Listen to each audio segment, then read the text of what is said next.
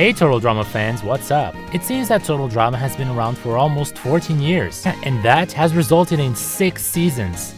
Yup, 6 seasons. So the logic thing to do now is to rank my top 8 favorite seasons of Total Drama. Now, I won't be using tier lists, so if that is what you came for, sorry. So with that out of the way, let's get started. Number 8. Total Drama AllStars. I don't think there is anything left for me to talk about this season that I haven't mentioned yet, so I'll keep it brief. Total Drama AllStars was a mess. Whenever it wasn't derailing characters, it was favoring other characters that did not need this sort of development. The conclusion this season was written as if this whole season hadn't killed half of the cast completely. But the worst thing about this season I can find, it's how much we were hyping it. Even if the plot of having characters mixed in with the original characters flopped completely in execution, I gotta admit it was something that made us feel excited. The whole summer of 2013 was me spending my time on the internet looking for something that would satisfy my need for spoilers of Total Drama, and we did find some things, I'm not gonna lie. Total Drama AllStars sounded like a good idea at first, but in execution it failed miserably. Maybe because it happened way too soon in the history of the series. Number 7. Total Drama Pacquito Island. Now, I have plans to make a video essay on this season, so I won't be letting out too many hot takes as of yet, but this season just had no reason to exist at all. I would have preferred that they had used the other half of the season to expand on the AllStars season. The main problem with Pacquito Island is that its main source of entertainment lies on the characters that fail completely to leave an impact, because they are either based on a gimmick or they are based on a reference. This leads the cast to be very two-dimensional and not have any relatable traces because they just refuse to evolve from their bases. The cast is stagnant, and the sad thing is, the characters that do evolve, minimally as they might, are always for the worst. But like I said, I want to do a video on this season eventually, so I'm gonna cut this part short now. But bro, Chris was despicable! Number 6. Total Drama Action.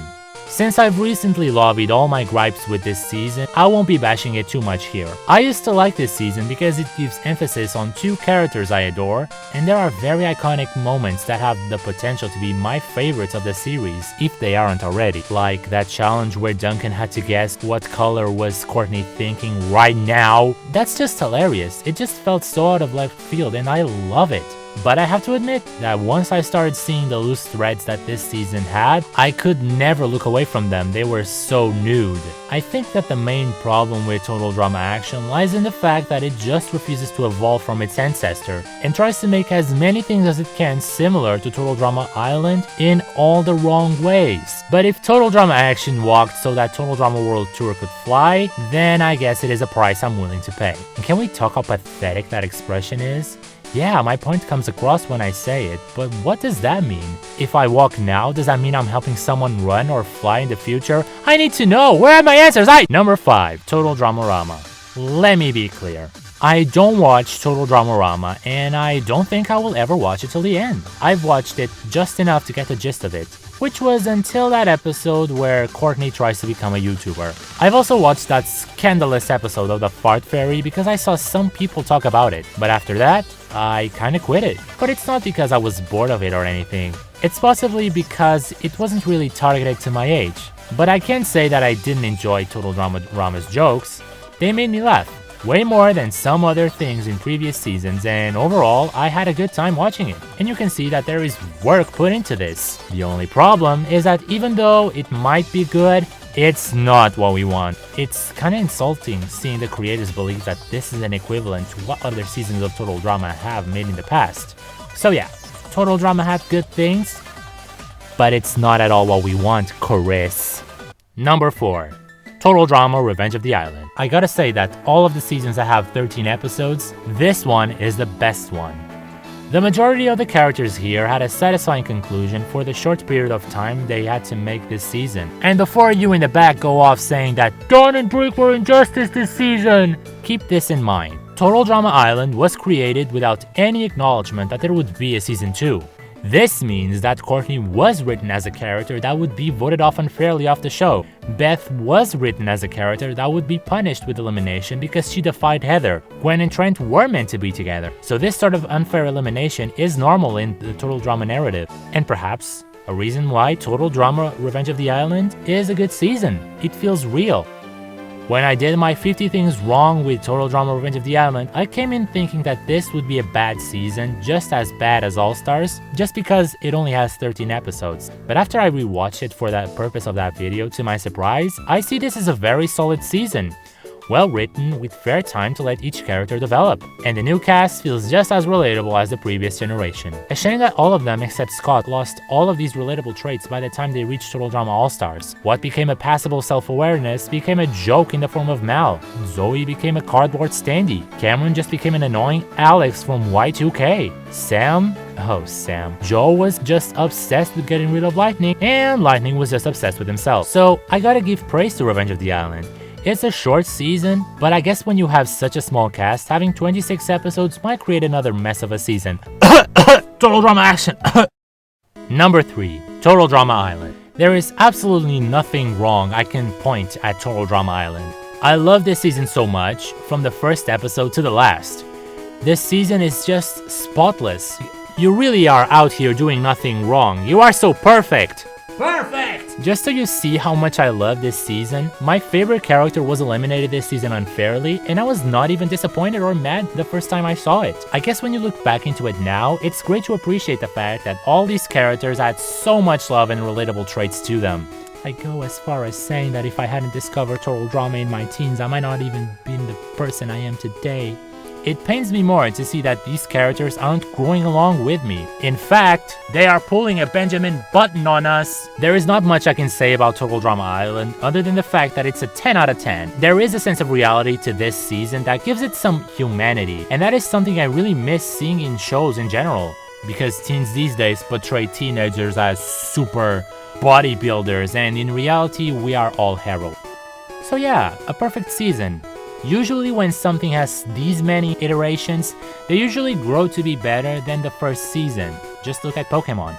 Almost every gen was better than the first one, but here it's very hard to do better than what Total Drama Island did. If I had to give a level to Total Drama Island, it would be 98, so that the next two could have the level 99 and the level 100. And as we know, you are perfectly able to beat a level 100 Pokemon with a level 98 one. This is getting out of track, let's just move on. Number 2. The Redonkulous Race. So, about spin-offs. I have to say that the Total Drama formula was going really stale after 6 iterations. This was a very, very needed add-on to the series. I was kind of worried that the Redonkulous Race would be way too different, especially since Chris was gone, but after seeing what a nice, yet still a little vain character Dawn could be, I was sold. This format needs at least 4 more seasons, and I believe that people, be them fans or casual Total Drama watchers, would rather have this over a show with toddlers. An opinion reflected on the views. Facts! Now, what do I like in the Redonkulous Race? I like it for its freshness. The creators of Total Drama went on record stating that the Amazing Race has always been something that inspired them to create Total Drama. And although I can see the influences of it in Total Drama World Tour, it's here that those influences are evident. It was just so satisfying waking up during the first term of 11th grade and seeing this illegally on YouTube. How I miss it. It was also satisfying seeing them create totally original characters for these series and make them all so entertaining. Even the ones that seem annoying have comedic value in their goofiness. It's a shame that Leonard is a part of this, but he is here for so little time, and even is scolded by Dawn, that I can only love this season for this. I can also appreciate the fact that older characters only take up like 11.11% of the full cast, and yes, I did mathematic calculations to come up with this result, meaning that there is a spotlight for them, but they have to fight to get it, and man do they succeed. The Redonkulous Race really needs a second season. There are still so many ideas they could work with, and man, would it be exciting having my country featured in an episode. 2016, in long bus rides to work, I would imagine how would an episode like that would go. The characters would arrive in Portugal from Spain by train and arrive in Garde Oriente and make their way on foot to Parque das Nações, location of the World Expo 98. Contestants would dive in the aquarium and perhaps push by hand-pedaling one of the rail carts by the riverside, with the finish line being inside Pavilion Atlantic. A boy can dream. A boy can dream. And yo, in the first episode, one of the locations in the map signalized Portugal. So, I want justice here. And judging by what's left, I guess you've already guessed by now that my number one is Total Drama World Tour. The thing that makes Total Drama World Tour stand out as such a good season is that it was very maturely created. It saw what the series had done up until that point, be it good and bad, and explored what it had to better distance itself from its ancestors. What I mean by this is the fact that the creators saw the good things and the bad things in the previous seasons and enhanced the good ones while improving the bad one. If in action the aftermath segments were redundant, in here they would have an impact on the game. If people were turned off by reward challenges, in here they will never be announced until the end of the episode. But there are also the risks it took with the narrative. If the finale, the villain of the season, never actually won, then in here it might make it to the finale. If in previous seasons we only had 2 teams, then in here we will have 3 teams. It's so hard to put into words how I feel about this season because there is just so many good things. There is Heather finding a weakness at last. There is Cody being the target of being simped. There is Courtney for making a friend in Gwen and then losing it. There is Tyler and Noah for being such interesting characters. Man, Noah was on a roll in Jamaica Me Sweat. I swear, I really think that this season has to be one of the best. Its only flaws are the Duncan and Gwen thing that was just unnecessary, but it gave some attention to my girl Courtney, so I can't complain. So yeah, Team World Tour for life, always and forever. And there you go, my top 8 favorite seasons of Total Drama. And now for that pathetic YouTuber crap. Everyone says, what are your favorite seasons? Do you agree with my opinion? Make sure to leave a like and subscribe. Follow me on Twitter. All that crap. Bye.